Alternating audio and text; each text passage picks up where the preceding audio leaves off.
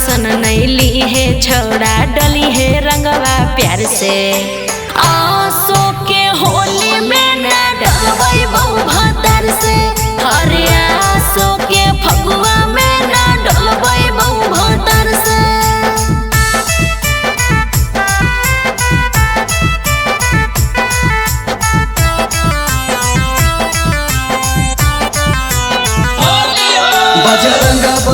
बजरंग बली होली में मोर काम कैसे चली। बजरंग बली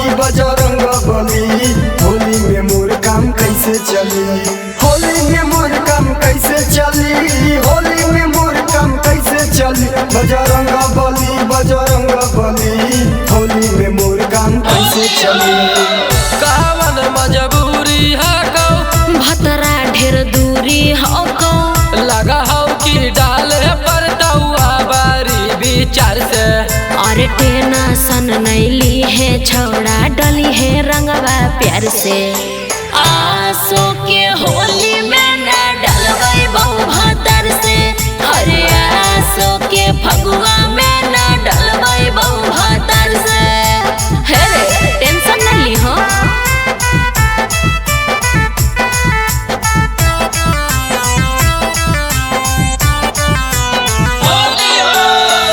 संगे बलमा जाला बैगनवा के खेत में। संगे बलमा जाला हो बैगनवा के खेत में। तनको ना बलमा ला जाला हो बैगनवा के खेत में। तनको ना बलमा ला जाला हो बैगनवा के खेत में। संगे बलमा जाला हो बैगनवा के खेत में। चोली में डलियो कि डलियो सामान में, तोहर धन हको डाले जवन में।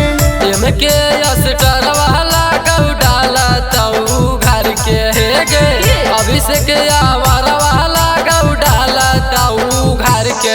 हर टेना सन नैली है छौड़ा डली है रंगवा प्यार से। आसो के होली में ना डलवई बहु भतर से, अरे आसो के फगुआ में ना डलवई बहु भतर से। हे रे आजो ना।